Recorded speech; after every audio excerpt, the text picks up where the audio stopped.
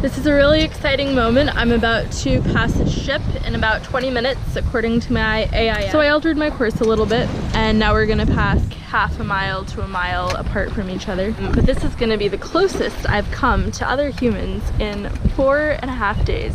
So that's very exciting for me. I am dressed in my finest, of course. I've hung up all of my signal flags on my boat, scrubbed the top sides. Everything is prepared for this fortuitous event. They probably have showers on their boat.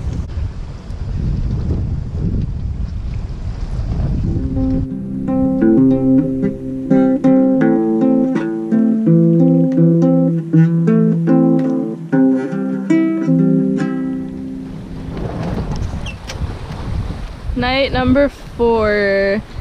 The wind has finally switched enough that I can be wing and wing, so the sails aren't slatting around anymore, which is really awesome. Oh yes, I have my fish drying. I'm using embroidery thread because I have a lot of it. So that should hopefully start being ready by tomorrow night. Everything is lovely once again. And this time as I'm going to sleep, I don't see any squalls, which I did last time. I'm hoping for a nice night of sleep because last night I didn't really get much. I had a 1 a.m. squall, I had 10 p.m. squalls, and I had breakfast squall, so I didn't really get a ton of sleep, and I'm not able to sleep during the day. I tried really hard today. I even listened to Enya, but it wasn't gonna happen. So I've just taken it easy. Now I'm just kind of daydreaming, thinking about the Panama Canal, thinking about, you know, this is the end of my Caribbean trip and I wish it wasn't. I wish that I could spend another year just St. Lucia south. There's more that I need to see. And the South Pacific is calling my name. Look at how amazing this is. And fish and birds and clouds and squalls and rain and sun and swells that are annoying and swells that aren't annoying, and watching birds fishing, plunging into the water, lying in the sun, lying in the shade, getting wet in the rain, taking weird naps, eating snacks, drinking a ton of tea, just being a human in the most beautiful, dynamic environment that I can picture. I know it's different for everyone, but the sea is truly my home, especially when I'm on a sailboat.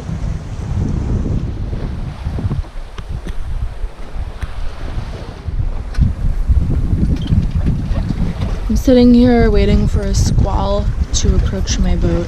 The worst part about squalls at night is that you see it and you can't really tell how strong it is.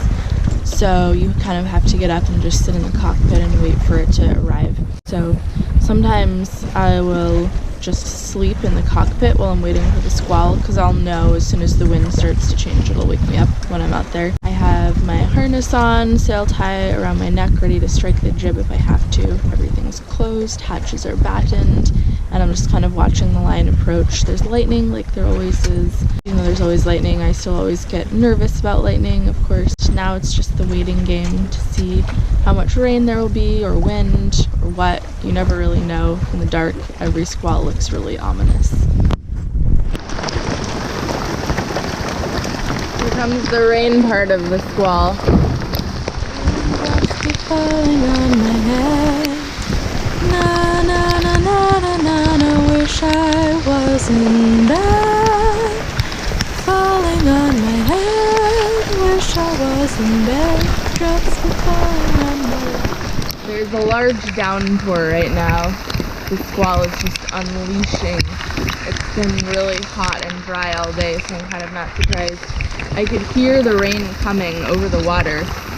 I always leave my fall weather jacket out just in case, and I heard this hissing noise and I was like, fast, get it on! So now I'm just getting a free little shower. Well, the squall is mostly over. Everything is dark, wet, and confusing. With the breaker panel turned off, I can't really see the compass unless I shine my headlamp on it, but then I can't see anything else. And there are lines everywhere. The wind just keeps switching from beam to beam, interestingly, so the main's all the way sheeted in. there's not that much wind, and just spraying water everywhere. I'm trying to collect, let me check my course. Okay, I'm trying to collect a little bit, but I'm coming to realize that collecting water during a squall is often more of a two-person job. Like, one person just handles the boat and the other one deals with the water. It's kind of hard to do both at the same time. Obviously my priority is the boat, so I did get a little bit of water, but I didn't catch it when it was at its peak flow. There's still lightning behind me and a separate storm and in front of me, so I'm not going to turn the breaker back on yet. I'm just going to sort of thunder. Fuck. Horse truck. Wow. I'm just going to sit it out. As you can hear, there's lots of thunder still, which means also lightning. So, yep. Joys of Sailing, part 7, or whatever part it is.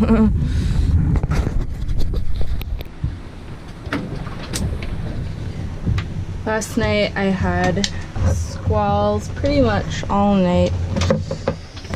It was really exhausting. I was up for one at 10, and then another one from about 3:30 to 5:30. It was a really big squall, one of the ones where I had to reef the main in addition to taking down the head sail completely. And 5:45 started to get light enough that I decided it was time to unreef the main. I didn't put up the head sail, I just set the main and then went and slept for a couple hours because I was so tired.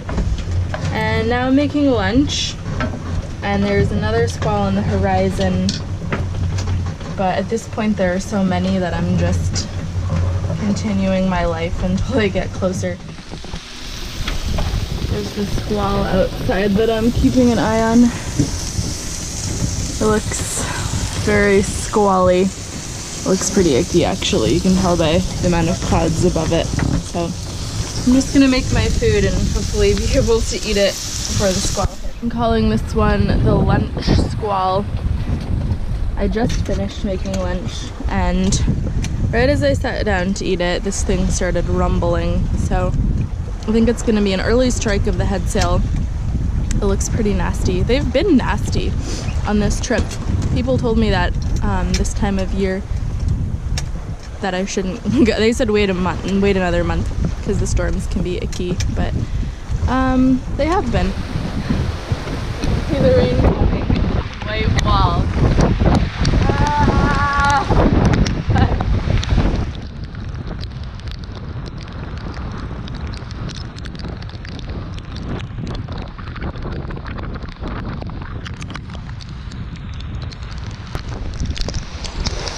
The lunch squall is pretty nasty. There's a lot of rain. I wish that I was able to collect it, but I can't really leave the helm right now, and this is more important than getting rainwater. Well, I think that's it. Lunch squall, vicious rain, pretty nasty initial amount of wind. Boat's all freshwatered off. I cannot see through my glasses. I have something yellow on them. Maybe on the inside, who knows. Well, it's been a super squally day, but it seems like things are starting to clear up. It's still gray behind me, but it's just kind of uniform gray, and then everything is lightening up a little bit, so I'm hoping for a chill night. I have a really good amount of current going with me, so I'm actually being super lazy, and I haven't put up the head sail because if I did that I'd have to put out the pole, and these squalls have been so intense that I feel like I need to be on my guard if I have the sail up. Like, I need to be in the cockpit watching for squalls. And in this light of wind, even with the pole out, it's not going to be full anyway, so I've kind of just let it go. So there's no need to push it. Basically, I just want to get some good rest tonight. I'm going to watch the sunset and hope for a good night. Well, I did hope for a good night. Instead, I ended up napping in the cockpit in a wet foul weather jacket in between squalls, waiting for the next one to hit because it was too little time to go below and lie down, but I was so tired and there was too much time in between it that I didn't want to just sit and watch dark clouds against a dark background. So you know you're tired when you can sleep without pants in a wet cockpit and a wet bellwether jacket on hard boards and actually get REM. The next day marked the start of me having to have my engine on basically forever. It was kind of for the last 3 days of the trip. There was zero wind. Today I'm going to work on my stick and poke tattoo. I started it, I'm eating licorice, I should probably take that out of my mouth before I talk. I started it in Antarctica when I was working on icebreakers there. We were doing some deep sea scientific fishing. We had 2,000 meters of wire out and we fished at night. It was winter in Antarctica, so very cold, very dark, and very boring to sit in the winch room watching wire tensions and bottom depth. So to keep myself awake, I gave myself the fish, and then I've just been adding little pieces to it ever since. I added the waves to it when I was in Antigua in this beautiful deserted anchorage that I love, and now I'm gonna add a little something else to it because I don't know what else to do. And that's the joy of stick and poke, is that while it may look like shit, you can do whatever you want to it. Doing stick and poke is actually super easy. All you need is a needle. I started out with a sail needle for the first one I did because I thought it was really cool and schoonery, but quickly came to realize that it's really hard to make anything look good with a sailing needle. So I ended up buying a pack, and each one comes individually and sterilely packaged so I can use a new one each time. I sterilize it further with hand sanitizer and then take some thread and wrap it around the tip of the needle, leaving a little bit exposed, and the thread is going to be what holds the ink. Next I use a bottle cap, but I line it with new tin foil each time so that it's fresh, and then put a little bit of ink into that, and that's my little dipping thing. I draw the tattoo onto my skin first, and this is cool because I can just draw and then rub it away and draw again as I please until I get a design that I like. And then it's really easy, just poke gently. You can kind of feel the needle going through the first little layer of skin, and that's where you want to stop. If you do it any further, it'll go too deep and kind of spider web out in an ugly looking way. The needles that I chose are actually, the one needle has 3 tiny needlets on it, like a trident. The aesthetic of stick and poke tattoos is really different than the aesthetic of a tattoo you would get professionally, but the fun of it is that you do it yourself, and usually it has a little bit more of a story, and it's kind of a fun way of doing your own artwork. Here it is after about 2 weeks. The ink is set in really nicely. Finished product. Ta-da! And the next thing I'm thinking of doing is more on this wave. You can see I've kind of been messing around with different lines on it. I was doing that yesterday because it was raining and I was bored. Now there are still, you know, clouds on the horizon. It's not a totally cloudless day, but it's still no squalls have happened yet, so that's really awesome. I feel like a new woman. And there's definitely blue. I will take today. It's kind of nice to have clouds over the sun because it makes it easier to hang out in the cockpit. It's not as boilingly hot. This is actually pretty ideal weather today, I would say. Here we go, if you want to look at it. Partially sunny with the sun behind a really nice cloud. And I'm just chilling and trying to feed my new pet bird, but it doesn't want to eat anything.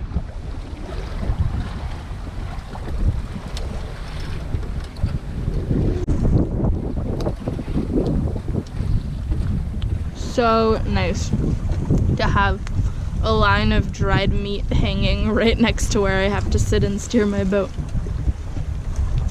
Makes me think I should put out the line again because I'm going to go through this, but the thing is you kind of have to be going a certain speed usually to catch fish, and right now I'm going 2 knots. Okay, so I did end up putting the line out again, and not to victim shame this fish, but that is the most giant hook and the most tiny fish combination ever. And I was going 2 knots, but it still caught the line.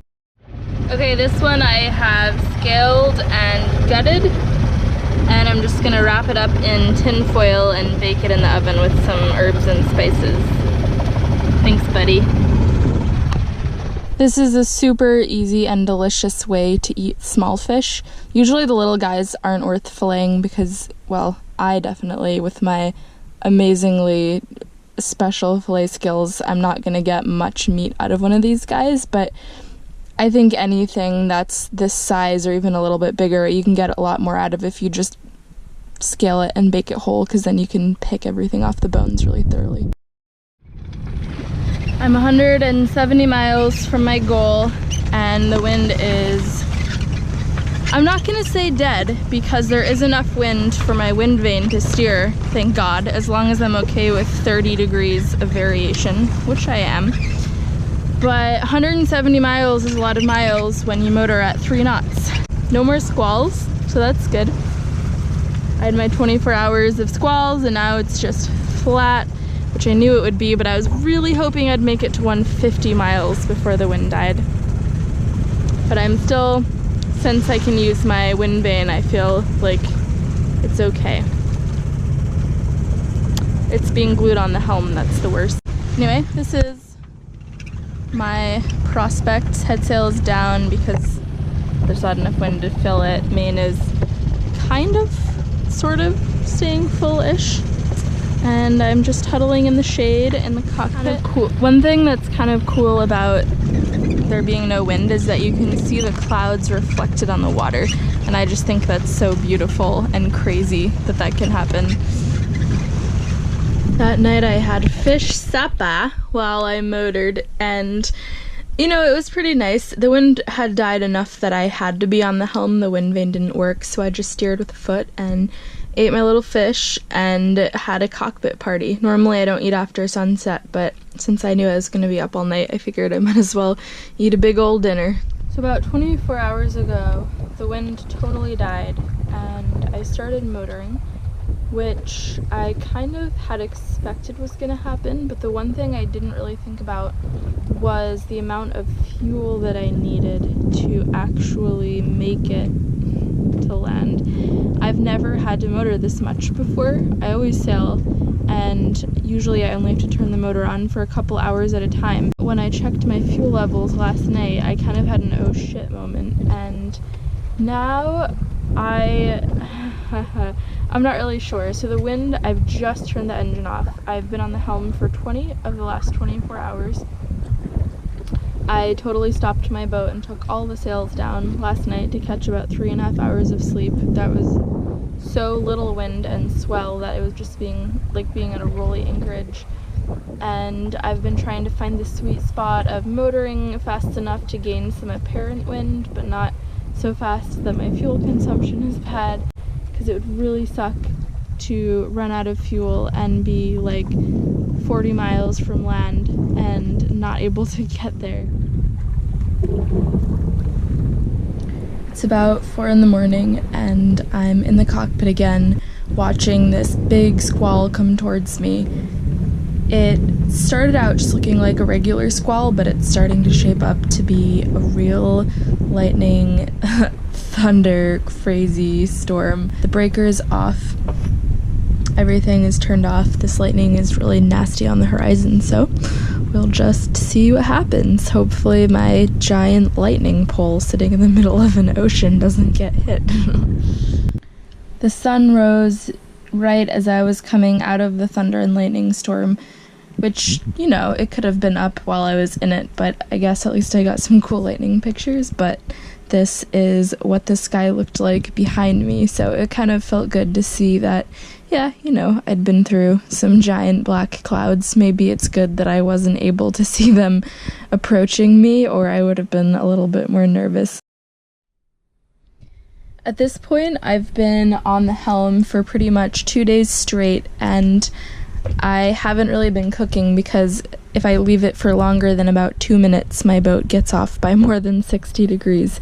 So I decided to bring my cooking up to cockpit with me so I could steer and cook at the same time. But hilariously, I was so distracted with steering that I've never made a meal that I physically was not able to eat because it was so disgusting, but this was the one exception. I don't know what happened to it, but I had to dump the whole pan in the water, and I felt so bad because it was some of my last freshies, but it was bad. I just ended up eating a can of soup instead. I'm 60 miles from the goal. Breeze just sprang up, and I was able to shut off the engine, which is so amazing because I'm free from the helm. Even though I'm sitting right here, I have Stockholm syndrome. And if I continue at this speed, which is 3.5 knots, I should make it in tomorrow between 10 and 12, which would be incredible. Who knows what's gonna happen? The wind's been all over the place. I've been close hauled, I've been on a beam reach, and now I'm wing and wing today, so. Land ho! That's Panama! What? I'm almost in Panama? That's crazy. This is so cool. There it is.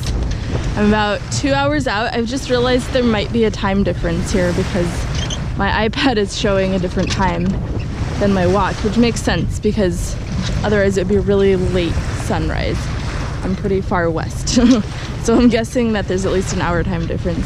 But yeah, I've been motoring all night. Somehow I magically was able to get my wind vane to steer the boat well enough that I was able to catch naps all night long, which is so much more than I ever had imagined was gonna happen for myself. Yeah, I'm still waking up. That's all that I have to say for now. But land! Woo!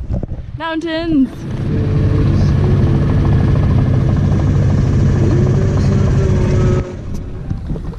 I'm now 7 miles from land and a breeze just sprang up. I just shut off the engine, which feels so good, and even though it halved my speed, I don't care because I hate motoring and love sailing, and I would much rather spend an extra hour or two out here under sail watching it slowly get bigger and the sunrise and the mountains come out of the clouds than just power in with the idea that I need to get to land as fast as possible, because I don't.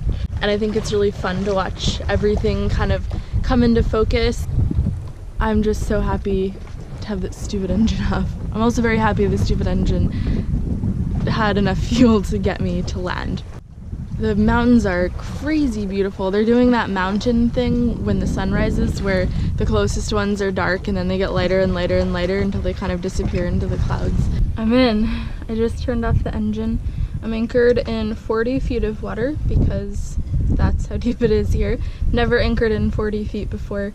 I think the most I've ever anchored in was 32, so this is a new experience for me. This is the anchorage.